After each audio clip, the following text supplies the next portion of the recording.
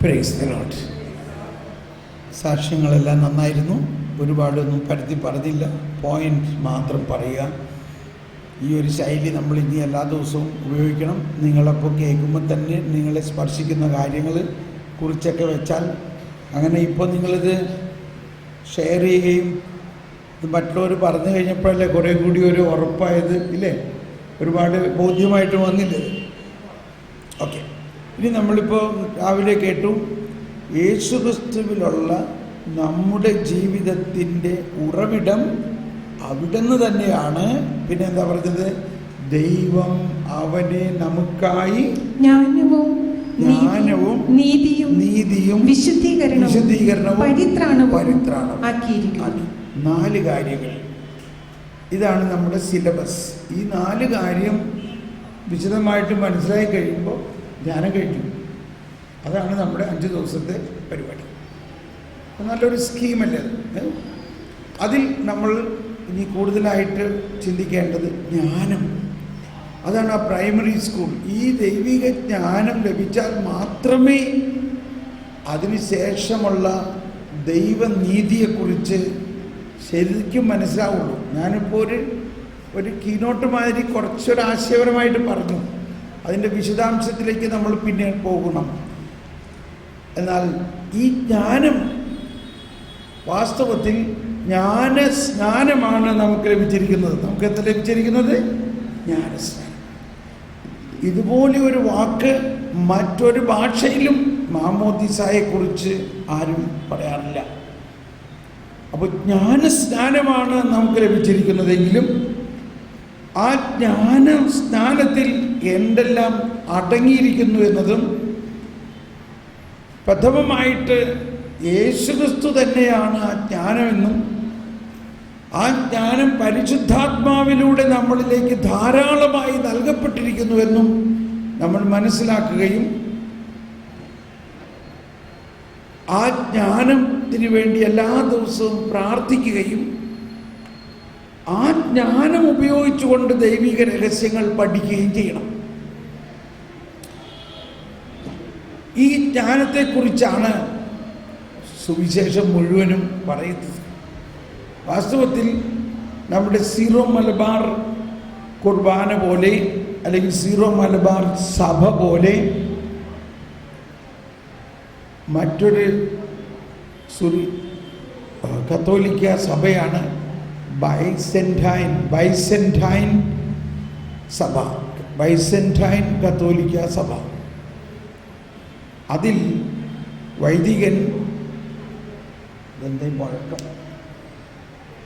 വൈദികൻ വേദപുസ്തകം വായിക്കുന്നതിന് മുൻപ്, അതായത് സുവിശേഷം വായിക്കുന്നതിന് മുൻപ് സുവിശേഷം ഉയർത്തിപ്പിടിച്ചിട്ട് ഇങ്ങനെ പറയും: Wisdom be attentive. ജ്ഞാനം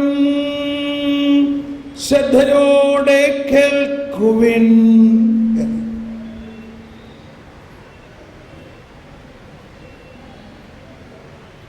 ഈ സുവിശേഷം മുഴുവനും ദൈവത്തിൻ്റെ ജ്ഞാനമാണ്. ഇവിടെ മലങ്കര സഭയിലുള്ള ആരെങ്കിലും ഉണ്ടോ? മലങ്കര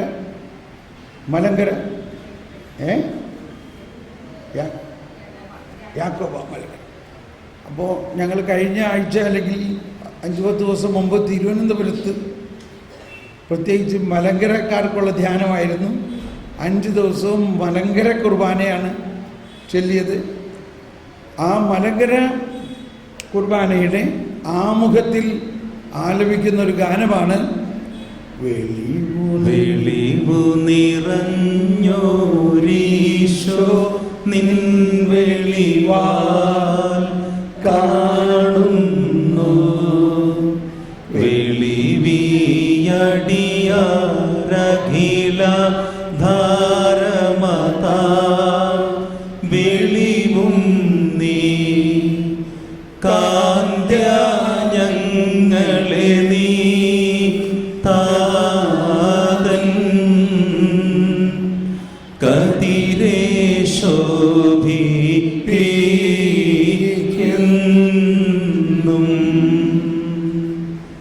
അതായത് ഈ വെളിവ് എന്ന് നമ്മൾ പലപ്പോഴും ഈ വാക്ക് അത്ര നല്ല അർത്ഥത്തിലല്ല ഉപയോഗിക്കാറില്ലേ, വെളിവ്. എന്നാൽ അത് വളരെ വളരെ വളരെ പ്രാധാന്യവും അർത്ഥസമ്പുഷ്ടവും വിസ്മയനീയവുമായൊരു കാര്യമാണ് വെളിവ്. വെളിപാടിൻ്റെ പുസ്തകം. ആ വെളിവ് എന്ന് പറയുന്നത് ദൈവിക ജ്ഞാനം മനുഷ്യനിലേക്ക് തുറക്കുന്നതിനാണ് ഈ വെളിവ് എന്ന് പറയുന്നത്. അപ്പോൾ പ്രപഞ്ചം മുഴുവനും ദൈവത്തെക്കുറിച്ചുള്ള വികലമായ അജ്ഞതയിലായിരുന്ന അവസ്ഥയിൽ, അതാണ് അന്ധകാരത്തിൽ കുടികൊണ്ടിരുന്ന ജനം ഒരു പ്രകാശം കണ്ടു എന്ന് പറയുന്നു.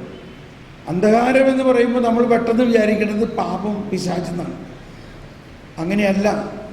അന്ധകാരം എന്നതിനെ അജ്ഞത എന്ന് വേണം മനസ്സിലാക്കാൻ. അജ്ഞതയിൽ ദൈവത്തെക്കുറിച്ചുള്ള ജ്ഞാനമില്ലാതെ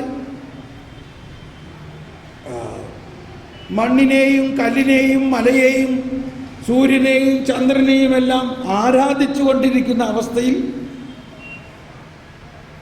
ദൈവം വെളിവ് നൽകി. ദൈവം മനുഷ്യനായി അവതരിച്ചുകൊണ്ട് നമ്മൾ കേട്ടു, ദൈവം അവനെ നമുക്ക് ജ്ഞാനമാക്കി. ദൈവം അവനെ നമുക്ക് എന്താക്കി? ജ്ഞാനമാക്കി. വെളിവു നിറഞ്ഞോ, സോഫ്റ്റ്ലി വെളിവു നിറഞ്ഞോ ഈശോ നിൻ വെളിവാൽ കാണുന്നു. വെളിവിയടിയാരഖില ധാരമതാ വെളിവും നീ കാന്ത്യ ഞങ്ങളെ നീ പാതൻ കതിരേ ശോഭിപ്പിക്കെന്നും. വെളിവ് നിറഞ്ഞ ഈശോ, ആ വെളിവ് നമുക്ക് നൽകാൻ വന്നിരിക്കുന്നു. ആ കുർബാന മുഴുവനും ഈ വെളിവാണ്.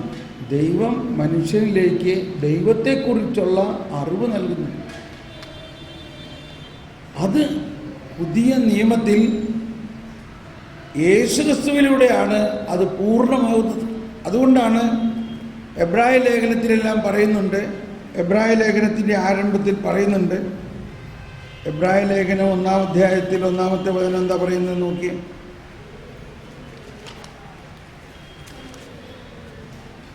പൂർവകാലങ്ങളിൽ, എബ്രായർ 1:1, പൂർവകാലങ്ങളിൽ പ്രവാചകന്മാർ വഴി വിവിധ ഘട്ടങ്ങളിലും വിവിധ രീതികളിലും ദൈവം നമ്മുടെ പിതാക്കന്മാരോട് സംസാരിച്ചിട്ടുണ്ട്. എന്നാൽ ഈ അവസാന നാളുകളിൽ തൻ്റെ പുത്രൻ വഴി അവിടുന്ന് നമ്മോട് സംസാരിച്ചിരിക്കുന്നു. അവനെ അവിടുന്ന് സകലത്തിൻ്റെയും അവകാശിയായി നിയമിക്കുകയും അവൻ മുഖേന പ്രപഞ്ചത്തെ സൃഷ്ടിക്കുകയും ചെയ്തു. അവൻ അവിടുത്തെ മഹത്വത്തിൻ്റെ തേജസ്സും സത്തയുടെ മുദ്രയുമാണ്. തൻ്റെ ശക്തിയുടെ വചനത്താൽ അവൻ എല്ലാറ്റിനെയും താങ്ങി നിർത്തുന്നു. പാപങ്ങളിൽ നിന്നും നമ്മെ ശുദ്ധീകരിച്ചതിന് ശേഷം അത്യുന്നതങ്ങളിലുള്ള മഹത്വത്തിൻ്റെ വലതുഭാഗത്ത് അവൻ ഉപവിഷ്ടനായി. അവൻ അവകാശമാക്കിയ നാമം ദൈവദൂതന്മാരുടേതിനേക്കാൾ ശ്രേഷ്ഠമായിരിക്കുന്നത് പോലെ അവനും അവരേക്കാൾ ശ്രേഷ്ഠനാണ്. അപ്പോൾ ഇതാണ് പുതിയ നിയമം. യേശുവിലൂടെ വെളിവാക്കപ്പെട്ട ആ ദൈവത്തിൻ്റെ രഹസ്യമാണ് പുതിയ നിയമം. അത് പഴയ നിയമ കാലഘട്ടത്തിൽ വെളിവാക്കുക സാധ്യമല്ലായിരുന്നു. അത് വെളിവാക്കാൻ വേണ്ടിയാണ് കരുണാനിധിയായ ദൈവം മനുഷ്യനായി അവതരിച്ചു. ആ മനുഷ്യാവതാരത്തിൻ്റെ ആരംഭം തന്നെ നമുക്ക് കാണാം. നമ്മൾ എന്തിനാണ് ക്രിസ്മസ് ആഘോഷിക്കുന്നത്? എന്താ ക്രിസ്മസ് എന്ന വാക്കിന് അർത്ഥം? ക്രിസ്മസ് ആഘോഷിക്കുമ്പോൾ നമ്മൾ ആദ്യം എന്താ കെട്ടിത്തൂക്കാറുള്ളത്? സ്റ്റാർ. എന്താണ് ഈ സ്റ്റാറിൻ്റെ അർത്ഥം? അതൊന്നും ശ്രദ്ധിച്ചിട്ടൊന്നുമില്ല. ക്രിസ്മസ് ആണ് അതുകൊണ്ട് ക്രിസ്മസ് ആണ് അതുകൊണ്ട് സ്റ്റാർ തൂക്കണം. അതുകൊണ്ട് എല്ലാവരും സ്റ്റാർ തൂക്കും. ആദ്യം സ്റ്റാർ തൂക്കുന്നത് ഇവിടുത്തെ മെജസ്റ്റിക്കിലെ പഞ്ചനക്ഷത്ര ഹോട്ടലുകളിലേക്ക് മുമ്പിൽ വലിയ സ്റ്റാർ. അവരോട് ഞാൻ ചോദിച്ചിട്ടുണ്ട്, എന്തിനാ ഇത്?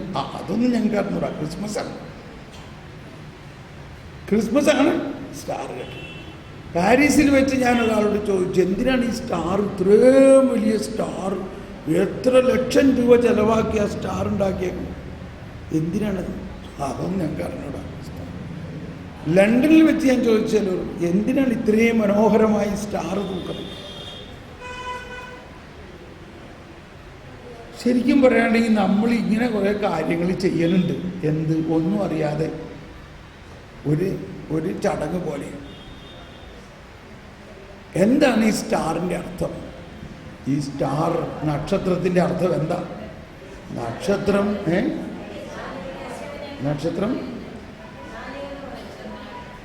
ജ്ഞാനികളെ വഴികാട്ടി. ഈ നക്ഷത്രം ജ്ഞാനികളെ മാത്രമാണോ? നക്ഷത്രം എല്ലാവർക്കും കാണാമായിരുന്നല്ലോ. എല്ലാവർക്കും കാണാവുന്ന രീതിയിലായിരുന്നു നക്ഷത്രം. അപ്പോൾ നക്ഷത്രം ജ്ഞാനമാണ്. നക്ഷത്രം എന്തായിരുന്നു? അത് വരാനിരിക്കുന്നവനെ കുറിച്ചുള്ള അറിവ്, യേശുവിനെ കുറിച്ചുള്ള അറിവാണ്. ജ്ഞാനമായിരുന്നു അത്. ആ ജ്ഞാനം എത്ര പേര് മനസ്സിലാക്കി? വെറും 3. ആര് മനസ്സിലാക്കി? ജ്ഞാനികൾ. ആർക്കത് മനസ്സിലായി? ജ്ഞാനികൾക്ക് മനസ്സിലായി. എന്താണ് ആ ജ്ഞാനികളായ രാജാക്കന്മാരുടെ പ്രത്യേകത എന്ന് ചിന്തിച്ചിട്ടുണ്ടോ? അവരാരായിരുന്നു? അവർ ക്രിസ്ത്യാനികളായിരുന്നോ? ആയിരുന്നോ? ഉത്തരം പറഞ്ഞ്, അല്ലെങ്കിൽ നിങ്ങളിരുന്ന് ഉറങ്ങിയതായിട്ട് കണക്കാക്കപ്പെടും. അവരാരായിരുന്നു? ക്രിസ്ത്യാനികളായിരുന്നോ? അല്ല. അവർ യഹൂദരായിരുന്നോ? അല്ല. പിന്നെ ആരായിരുന്നു? വിജാതീയ രാജാക്കന്മാരായിരുന്നു. അപ്പോൾ ആരെയാണ് ദൈവം ഈ ജ്ഞാനം നൽകിക്കൊണ്ട് യേശുവിനെ കുറിച്ചുള്ള വെളിപാട് നൽകിക്കൊണ്ട് യേശുവിലേക്ക് ആനയിച്ചത്? ആരെയായിരുന്നു? വിജാതീയരെ, പാഗൻസ്, വിജാതീയരായ ജ്ഞാനികളെ. അതിൽ നിന്ന് തന്നെ ഈ സുവിശേഷത്തിൻ്റെ ലക്ഷ്യം മനസ്സിലാക്കണം. ലോകം മുഴുവനെയും, ഇത് യഹൂദർക്കോ അങ്ങനെ ഒരു പ്രത്യേകം ഒരു വംശത്തിനോ വേണ്ടിയല്ല. ഈ ജ്ഞാനികൾ യേശുവിനെ അന്വേഷിച്ചു വന്നു. നമ്മൾ എളുപ്പം പറഞ്ഞു തീർക്കുകയാണ്. അവസാനം അവർ എവിടെയാണ് ഈ രാജാവിനെ കണ്ടെത്തിയത്? പുൽത്തൊഴുത്തിൽ, കാലികളുടെ മധ്യത്തിൽ, കാലിത്തൊഴുത്തിൽ, പുൽത്തൊട്ടിയിൽ. ഈ പുൽത്തൊട്ടി എന്നൊക്കെ പറയുന്നതിന് ഞാൻ പറഞ്ഞല്ലോ ഫിഗറേറ്റീവ് ലാംഗ്വേജ്. ആ പുൽത്തൊട്ടി എന്ന് പറയുന്നതിൻ്റെ ഒരു അർത്ഥം, കന്നുകാലികൾ വീണ്ടും വീണ്ടും വന്ന് ഭക്ഷിക്കും, പിന്നെ പോകും, പിന്നെ കുറച്ച് കഴിയുമ്പോൾ വീണ്ടും വന്ന് ഭക്ഷിക്കും, പിന്നെ അവിടെ പോയി കിടന്നത് അയവിറക്കും, പിന്നെ വീണ്ടും വന്ന് ഭക്ഷിക്കും, പിന്നെ അയവിറക്കും എന്ന് പറയുന്ന മാതിരിയാണ് മനുഷ്യൻ. അവൻ ഒരു പാപം ചെയ്ത് അങ്ങോട്ട് പോകും, പിന്നെ വന്ന് വീണ്ടും ഒരു പാപം ചെയ്ത് പിന്നെ പോകും, വീണ്ടും വന്ന് പാപം ചെയ്ത് വീണ്ടും പോകും. അങ്ങനത്തെ ഒരു അവസ്ഥാവിശേഷമുള്ള അതിൻ്റെ മധ്യത്തിലാണ് ആര് പറഞ്ഞിരിക്കുന്നത്? ഈ രക്ഷകൻ പറഞ്ഞിരിക്കുന്നത്. ഓക്കെ. അപ്പോൾ ഈ സുവിശേഷത്തിൻ്റെ കാതലായ ഒരു രഹസ്യം ഇതാണ്: ജ്ഞാനമാണ്. യേശു ആരാണ്? ജ്ഞാനമാണ്. അങ്ങനെ ആ ജ്ഞാനികൾ ഈ യേശുവിനെ കുറിച്ചുള്ള അറിവ് കിട്ടി ഈശോയെ വന്ന് ആരാധിച്ചുകൊണ്ട്, അവർ ഈശോയിൽ വിശ്വസിച്ചുകൊണ്ട് മടങ്ങിപ്പോകുമ്പോൾ പിന്നെ അവർ നക്ഷത്രത്തെ കാണുന്നില്ല. പിന്നെ അവർ നക്ഷത്രത്തെ കാണുന്നില്ല. എന്തുകൊണ്ട് നക്ഷത്രത്തെ കാണുന്നില്ല? എന്തുകൊണ്ട് കാണുന്നില്ല? നക്ഷത്രത്തിൻ്റെ ഉടയവനായ ആ ജ്ഞാനത്തിൻ്റെ സ്രോതസ്സിനെ അവർ കണ്ടുമുട്ടി. ഇനി ആ സ്രോതസ് അവരെ നയിക്കണം. അത് നമുക്ക് ഉടനെ കാണാൻ സാധിക്കും. ആ ഫീഡ്ബാക്ക് ഒന്ന് നിങ്ങൾ തിരിച്ചു വെച്ച്, ഈ അവർ അവിടെ നിന്ന് പോകുമ്പോൾ രാജകൊട്ടാരത്തിൽ പോയിട്ട് അവർ ഹെറോദേസ് മഹാരാജാവിനോട് വാഗ്ദാനം ചെയ്തിരിക്കുകയാണ്, ഞങ്ങൾ ഭരണ വഴിക്ക് ഇവിടെ കയറി അങ്ങയെ എല്ലാം അറിയിച്ചിട്ടേ പോകാം. ഹെറോദേസ് പറഞ്ഞു, നിങ്ങൾ പോകുന്ന വഴിക്ക് ഇവിടെ വന്ന് എന്നെ അറിയിക്കണം, നിങ്ങൾ കണ്ടതൊക്കെ, ഞാനും പോയി ആരാധിക്കട്ടെ. അതൊരു കെണിയായിരുന്നു എന്ന് ഇത്രയും ജ്ഞാനികളായിരുന്നിട്ട് പോലും അവർക്ക് മനസ്സിലായില്ല. അവർ 3 രാജാക്കന്മാർ കൂടി ഒരുമയോടെ ഐക്യകണ്ഠേന തീരുമാനിച്ചു, നമുക്ക് രാജാവിനോട് പറഞ്ഞിരിക്കുന്നതനുസരിച്ച് അവിടെ കൊട്ടാരത്തിൽ പോകണം. അങ്ങനെ അവർ പോയിക്കൊണ്ടിരിക്കുമ്പോൾ ദൈവത്തിൻ്റെ ജ്ഞാനം അവരോട് പറഞ്ഞു. കേട്ടോ, ഇപ്പൊ നക്ഷത്രമല്ല, അവർ കണ്ടെത്തിയ ആ ജ്ഞാനം അവരോട് സംസാരിക്കാൻ തുടങ്ങി. ആ ജ്ഞാനം പറഞ്ഞു, ഇതൊരു കെണിയാണ്, നിങ്ങൾ ഈ വഴിക്ക് പോകരുത്, നിങ്ങൾ വന്ന വഴിയെ നിങ്ങൾ മറ്റൊരു വഴിക്ക് തിരിച്ചു പോകണം, നിങ്ങൾ വന്ന വഴിയെ പോകാതെ മറ്റൊരു വഴിക്ക് പോകണം. ഒന്ന് കൈവീച്ച് കാണിച്ച്, നിങ്ങൾ വന്ന വഴിയെ പോകാതെ മറ്റൊരു വഴിയെ പോകണം. അപ്പോൾ എന്താണ് അവർ ചെയ്തത്? അവർ ആ ദൈവം നൽകിയ വഴി സ്വീകരിച്ചു. അതാണ് യഥാർത്ഥ ജ്ഞാനം. അതാണ് യഥാർത്ഥ ജ്ഞാനം.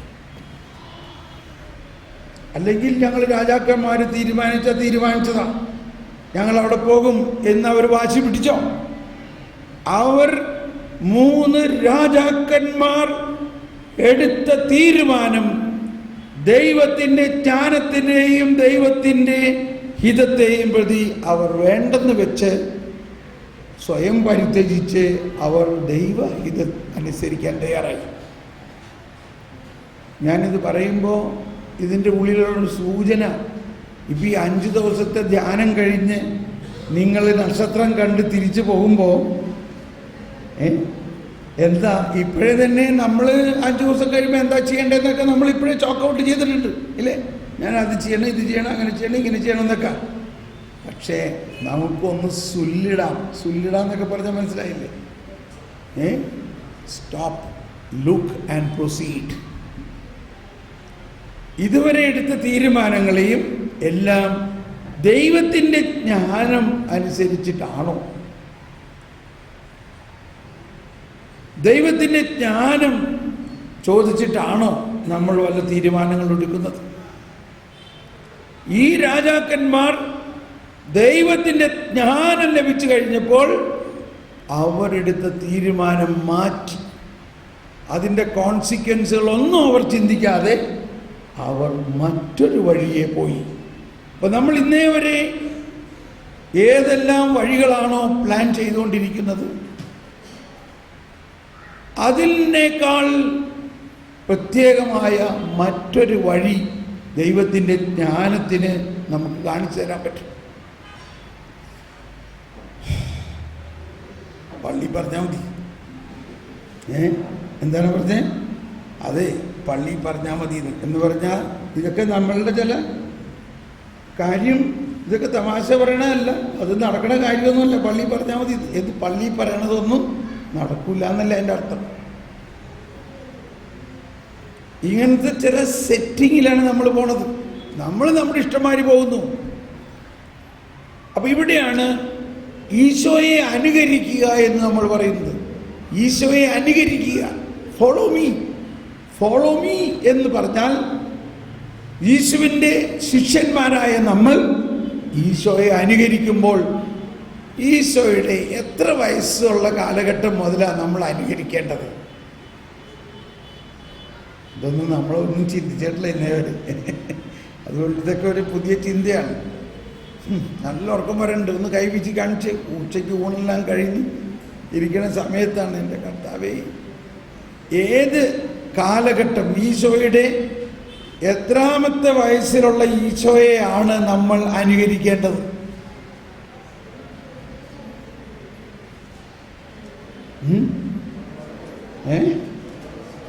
എത്ര?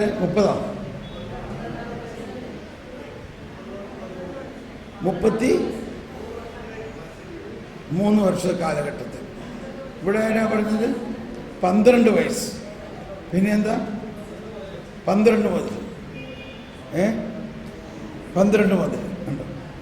അപ്പം ഇതാണ്. അപ്പം 12ാം ക്ലാസ്സിലേക്ക് പെട്ടെന്ന് അങ്ങ് ചാടിക്കയറാം നമുക്കില്ലേ?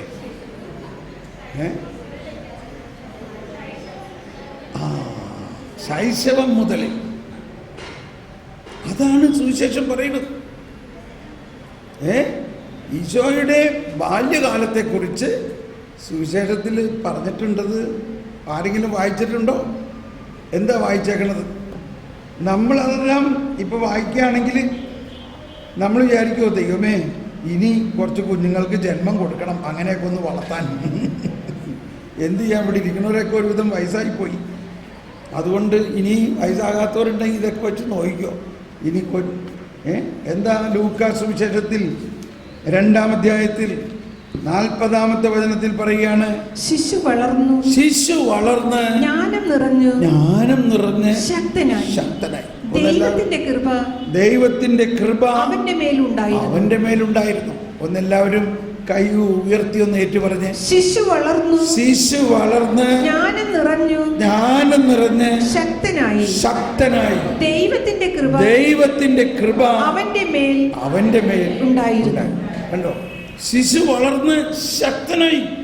ബോൺവിറ്റ, കോംപ്ലാൻ, മൾട്ടിവിറ്റാമിൻ എന്നൊക്കെ പറഞ്ഞുകൊണ്ട് നമ്മൾ പരസ്യം കണ്ടിട്ടില്ലേ? എന്താണ്? ശക്തി. നമ്മൾ അത് കണ്ടിട്ട് നമ്മുടെ മോന് ഇതേമാതിരി മസിലൊക്കെ വേണമെന്ന് പറഞ്ഞിട്ട് അത് മേടിച്ച് നമ്മൾ കുറേ കൊടുക്കും. ആ പടം കണ്ടാൽ മതി നമുക്ക് കൊടുക്കാൻ. ഇതൊക്കെയാണ് നമ്മുടെ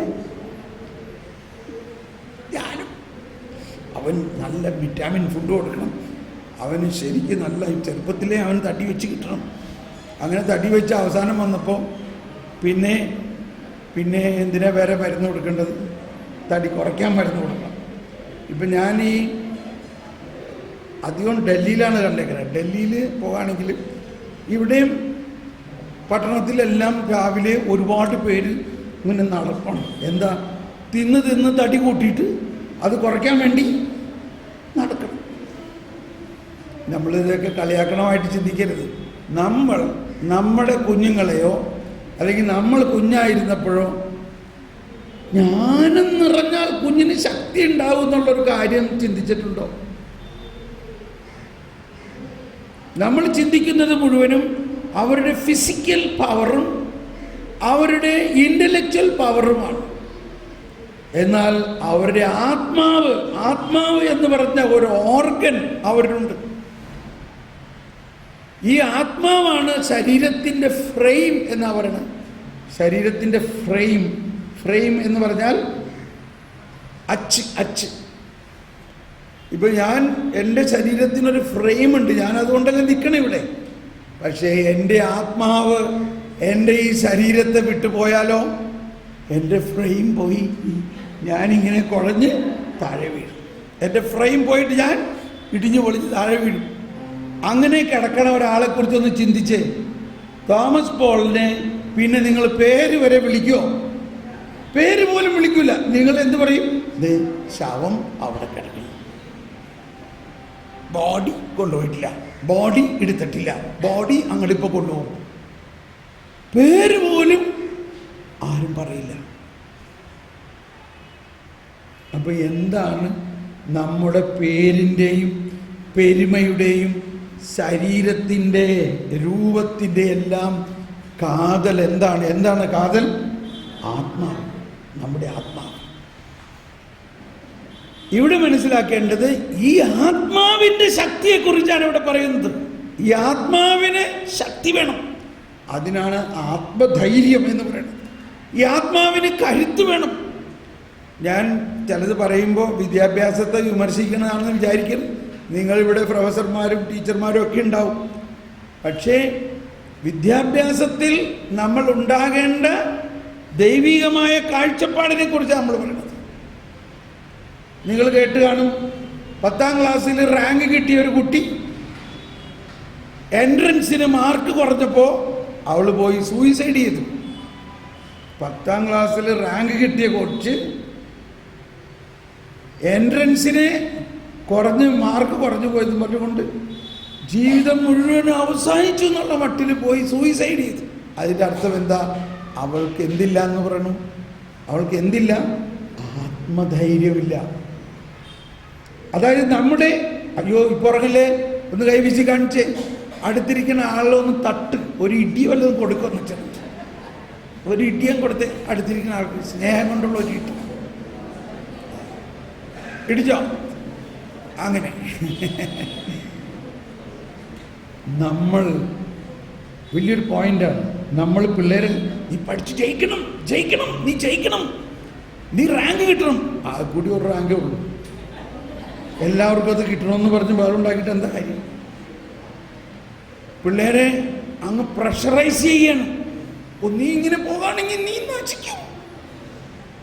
അപ്പൊ അമ്മയ്ക്ക് ഇത് അമ്മേനെ അപ്പനെയും പേടിച്ചിട്ടാണ് പിള്ളേർ സ്കൂളിൽ നിന്ന് വരണത്. സ്കൂളിലേക്ക് പോകുമ്പോൾ ടീച്ചറിനെ പേടിച്ചിട്ട് ഇങ്ങനെ ഭയത്തിൻ്റെ ഒരു അറ്റ്മോസ്ഫിയറിലാണ് കുട്ടികൾ വളരുന്നത്. എന്തെങ്കിലും ഒരു തെറ്റ് പറ്റിയിട്ടുണ്ടെങ്കിൽ ഒന്നില്ലെങ്കിൽ ടീച്ചറിൻ്റെ അടുക്കൽ തട്ട് കിട്ടും, അല്ലെങ്കിൽ വീട്ടിൽ നിന്ന് തട്ട് കിട്ടും. ഇതിൻ്റെ ഇടയ്ക്കിൽ എങ്ങനെയോ രക്ഷപ്പെട്ടു പോകുന്ന കുട്ടികൾ. അപ്പോൾ ഇവർ വിജയം മാത്രമാണ് അവർ ഫോക്കസ് ചെയ്യുന്നത്. അതല്ല ജീവിതം. ഞാനിപ്പോൾ ഓർക്കുകയാണ്, ഞാൻ എൻജിനീയറിങ്ങിന് എനിക്ക് ജോലി കിട്ടുന്ന സമയത്ത് എന്നെ ഇൻ്റർവ്യൂ ചെയ്തപ്പോൾ ആ ഡയറക്ടർ, അപ്പോൾ ഒരു ഇംഗ്ലീഷ് കമ്പനിയാണ്, അയാൾ എൻ്റെ സർട്ടിഫിക്കറ്റ് നോക്കിക്കഴിഞ്ഞപ്പോൾ കുറേ ഫുട്ബോളിൻ്റെ സർട്ടിഫിക്കറ്റാണ്. ഫുട്ബോൾ പ്ലെയറായിരുന്നു ഞാൻ, നല്ല ഫുട്ബോൾ പ്ലെയർ.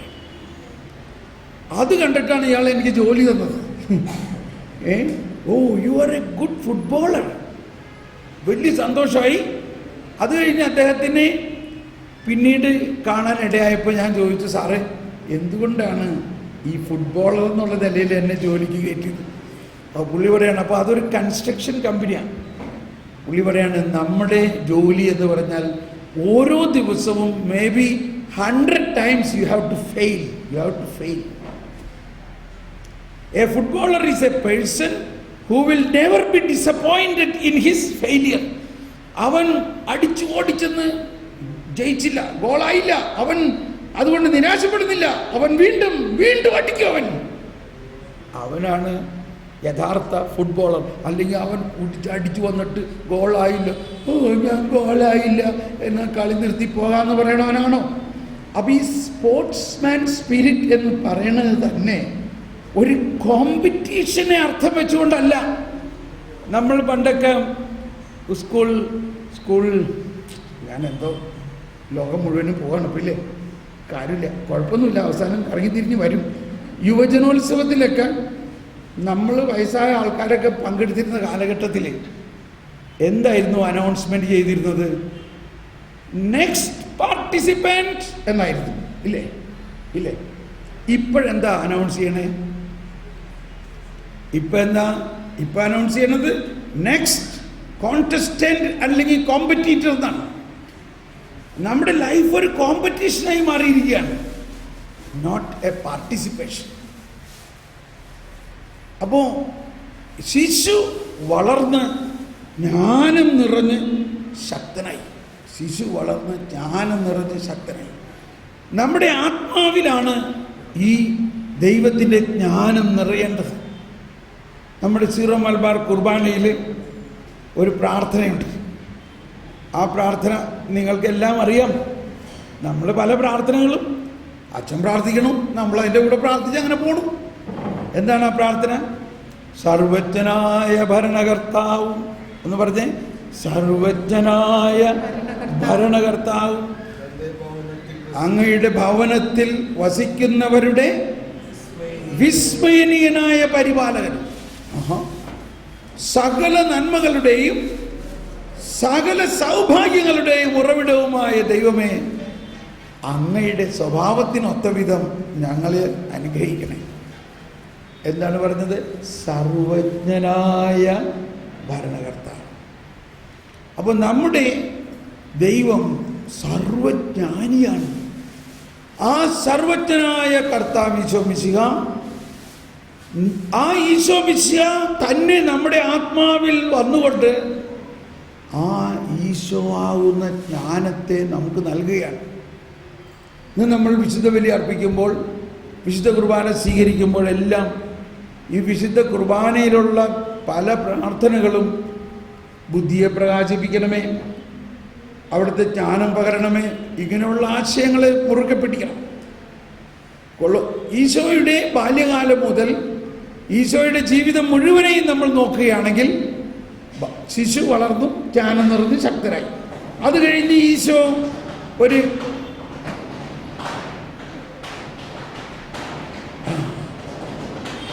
ഈശോ വരുന്നതിൻ്റെ പടക്കം പൊട്ടിക്കലാന്ന് വിചാരിക്കാം അല്ലേ? ഈശോ 12 വയസ്സായപ്പോഴോ, അപ്പോഴെന്തായിരുന്നു? 12 വയസ്സായപ്പോൾ ആ ദേവാലയത്തിലുണ്ടായിരുന്ന ശാസ്ത്രിമാരെല്ലാവരും ഈ ബാലൻ്റെ ജ്ഞാനം കണ്ടിട്ട് അത്ഭുതപ്പെട്ടു. അതിനുശേഷം അവൻ വളർന്നു കുറേ കൂടി പ്രായമായി 30 വയസ്സൊക്കെ ആകാറായപ്പോഴേക്കും അവൻ ജ്ഞാനത്തിൽ വളർന്നു. അതിനുശേഷം അവൻ്റെ പരസ്യ ജീവിത കാലഘട്ടത്തിൽ ഒരു അഡൾട്ട് എന്നുള്ള നിലയിൽ 30-33 വയസ്സ് കാലഘട്ടത്തിൽ എന്താ കണ്ടത്? അവനെ കേട്ടവരെല്ലാം അത്ഭുതപ്പെട്ടു, വിസ്മയിച്ചു. എന്താ അവരുടെ വിസ്മയം? പടക്കത്തിൻ്റെ മണം ബാല്യകാലത്ത് ഓർമ്മയാണ് വരുന്നത്. അവനെ കേട്ടവരെല്ലാം വിസ്മയിച്ചത് എന്താ? ഇവിടെ ഇവൻ നമ്മുടെ ആ ആശാരി ഔസേപ്പിന്റെ മോനല്ലേ? ഇവൻ ഈ ആശാരി ചെറുക്കൻ ഇത്രയും ജ്ഞാനം എവിടുന്നുണ്ടായി? ഈ ആശാരി ചെറുക്കന് ഇതുപോലെ ജ്ഞാനം എവിടുന്നുണ്ടായി? അപ്പൊ അതിൻ്റെ ഇടയിൽ ഒരമ്മച്ചി എഴുന്നേറ്റ് നിന്നിട്ട് പറയാണ്, ഓടാ മോനെ, നിന്നെ വഹിച്ച ഗർഭവും നിന്നെ ഊട്ടിയ മുലകളും എന്തോ ഒരു ഭാഗ്യമുള്ളത്. എന്താ അതിൻ്റെ എല്ലാ അർത്ഥം? എന്താ അതിൻ്റെ എല്ലാ അർത്ഥം? അവൻ നിറഞ്ഞിരുന്ന ജ്ഞാനമാണ്. ഇതാണ് ഒരു ക്രിസ്ത്യാനി എന്ന നിലയിൽ ജ്ഞാനസ്നാനം സ്വീകരിച്ച നമുക്ക്, ജ്ഞാനസ്നാനത്തിലൂടെ നമുക്ക് ദൈവത്തിൻ്റെ ജ്ഞാനം മുഴുവനും ലഭിക്കുന്നു എന്നതാണ്. ദൈവത്തിൻ്റെ ജ്ഞാനം മുഴുവനും. നമ്മളിനി അധികം ദീർഘിക്കുന്നില്ല. നമ്മൾ ഉടനെ തന്നെ വിശുദ്ധ കുർബാനയിലേക്ക് പ്രവേശിക്കാൻ പോവുകയാണ്. ഈ വിശുദ്ധ കുർബാനയിൽ ഉടനീളം നിങ്ങൾ ഈ യേശുവിൻ്റെ രക്ഷാകരമായ ആ നീതിയെക്കുറിച്ചാണ് കുർബാന മുഴുവനും, കരുണയെക്കുറിച്ചാണ് ഈ കുർബാന മുഴുവനും. മലങ്കര കുർബാന കേട്ട് കഴിഞ്ഞപ്പോൾ നമുക്കത് മനസ്സിലായിട്ടുണ്ടായിരുന്നു. അതിൽ പറയുന്നത് കുരിയലായിസോൻ കുരിയലായിസോൻ കുരിയലായിസോൻ എന്ന് 3 പ്രാവശ്യം പറയണം. കർത്താവേ കരുണയായിരിക്കണേ, കരുണയായിരിക്കണമേ, കരുണയായിരിക്കണേ. ഇത് തന്നെയാണ് എല്ലാ കുർബാനയും. കരുണയാണ് ദൈവം. ആ ദൈവത്തിൻ്റെ കരുണയാണ് ഈ കുർബാനയിലും. നമ്മുടെ സീറോ മലബാർ കുർബാനയിൽ 33 പ്രാവശ്യം എല്ലാ പ്രാർത്ഥനയും പ്രാർത്ഥിക്കുകയാണെങ്കിൽ, പറഞ്ഞുകൂടാ ഇവിടെ എല്ലാ പ്രാർത്ഥനയും പ്രാർത്ഥിക്കുമെന്ന്, ക്ഷമിക്കണം കേട്ടോ. ഞാനിങ്ങനെ ഓരോ സ്ഥലത്തെയും ഓരോ ഇതുകളാണ്. ചിലയിടത്ത് പകുതി കുർബാന ഉള്ളൂ, ഇവിടെ മുഴുവൻ കുർബാന ഉണ്ടാകുമെന്ന് പ്രതീക്ഷിക്കുന്നു. കാരണം നമുക്ക് ധൃതി പിടിച്ചെങ്ങും പോകേണ്ട ആവശ്യമില്ലല്ലോ. അപ്പോൾ മുഴുവൻ കുർബാന ചെല്ലല്ലേ? മുഴുവൻ കുർബാന ചെല്ലൂലേ അച്ചോ? എന്ന് പറഞ്ഞാൽ മുഴുവൻ പ്രാർത്ഥനകൾ പ്രാർത്ഥിക്കുകയാണെങ്കിൽ 33 പ്രാവശ്യം അതിൽ പറയുന്നുണ്ട് നിങ്ങളുടെ കടങ്ങളും പാപങ്ങളും പൊറുത്തു എന്ന്. വിശുദ്ധ കുർബാന സ്വീകരണം കഴിഞ്ഞ് കഴിയുമ്പോൾ വൈദികൻ പറയുന്ന ഒരു പ്രാർത്ഥനയാണ്, മനുഷ്യവംശത്തിൻ്റെ പ്രത്യാശയായ ക്രിസ്തുവെ ഞങ്ങൾ ഈ സ്വീകരിച്ച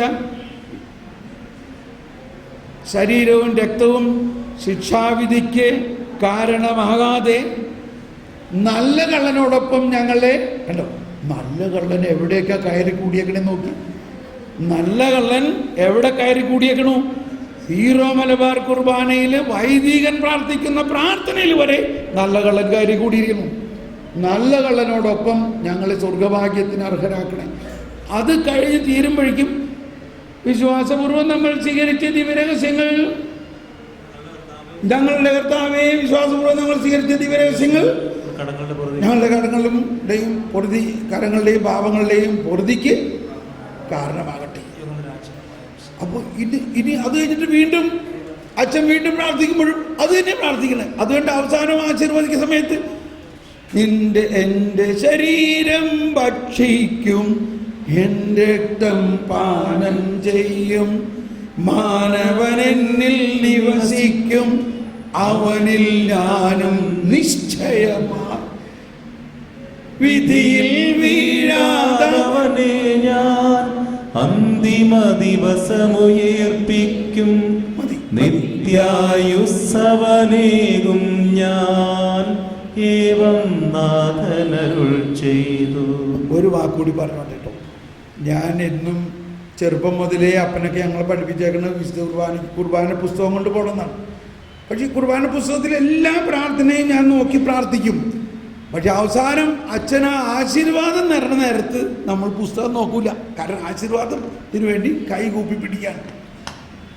ഈ കുറച്ച് നാൾ മുമ്പാണ് ഞാൻ ആ പുസ്തകം ഒന്ന് നോക്കിപ്പോയത്. ആ സമയത്ത് എന്ന് പറഞ്ഞാൽ എൻ്റെ ജീവിതത്തിൽ ഒരു 50-ലേറെ വർഷം ഞാൻ കേട്ടേക്കണത് ഭീതി കലർന്ന യുഗാന്ത്യത്തിൽ എന്നാണ് കേട്ടേക്കണത്. ഭീതി കലർന്ന യുഗാന്ത്യം. എന്തുകൊണ്ടാണ്? നമ്മുടെ ഉള്ളിൽ ഉള്ള ഒരു ആശയം കർത്താവ് എല്ലാവരെയും ശരിക്ക് ശിക്ഷിക്കുന്ന ഒരാളാണെന്ന് പറയും. പക്ഷേ കുറച്ച് നാൾ മുമ്പ് അവിചാരിതമായിട്ട് ആ പുസ്തകം തുറന്നു പിടിച്ചുകൊണ്ട് ഈ ആശീർവാദ വചനം കേട്ടപ്പോൾ അതിനകത്ത് എഴുതിയിരിക്കുന്നത് ഭീതി എന്നല്ല,